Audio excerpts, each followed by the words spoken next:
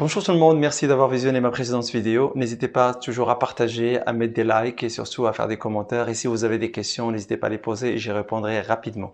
Le thème d'aujourd'hui est comment avoir un ventre plat. Pour cela, il faut deux choses.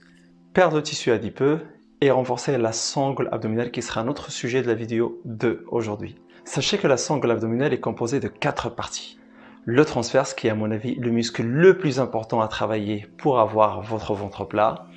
La droite de l'abdomen, les grands obliques et le petit oblique. On va commencer par le plus connu, c'est le grand droit ou les tablettes des chocolats. Ce muscle nous permet, quand on est allongé sur le dos, en fait il nous permet de se relever tout simplement. L'exercice pour travailler ce muscle est le crunch avec le relevé du bassin. La contraction simultanée du haut et du bas permet une sollicitation efficace et des résultats optimaux. Juste pensez à ne pas tirer sur la nuque. Pour éviter cela, il suffit de regarder tout le temps vers le plafond.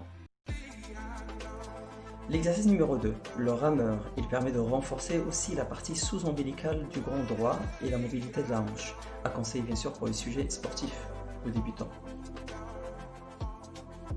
Le troisième, mon préféré, le relevé de bassin. Avec les jambes verticales et légèrement pliées, vous essayerez de décoller le fessier d'une manière contrôlée. C'est un exercice très efficace pour le bas du ventre. Juste une petite chose très importante, pensez toujours à souffler au moment de la contraction. Pourquoi? Parce que l'abdomen, c'est un muscle expirateur forcé.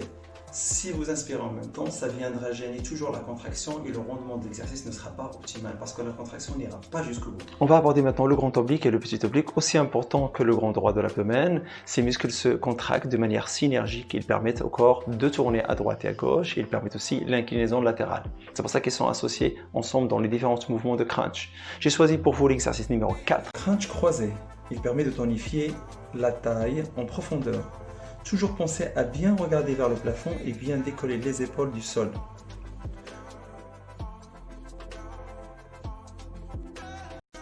Notre numéro 5, c'est un exercice plus dynamique et plus cardio. Il sollicite presque l'ensemble des groupes musculaires de l'abdomen.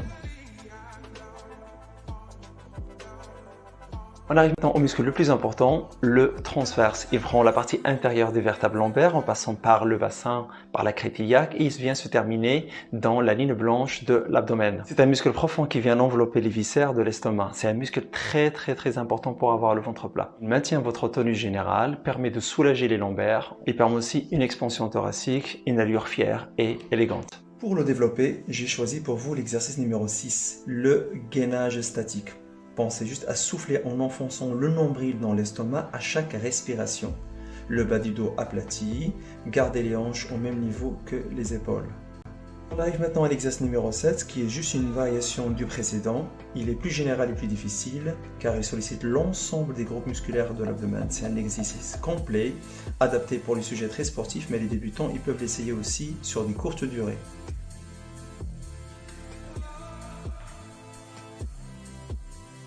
Voilà, vous pouvez enchaîner ces exercices chaque matin en espèce de routine, sinon vous pouvez les faire à la fin de chaque séance du sport de la journée.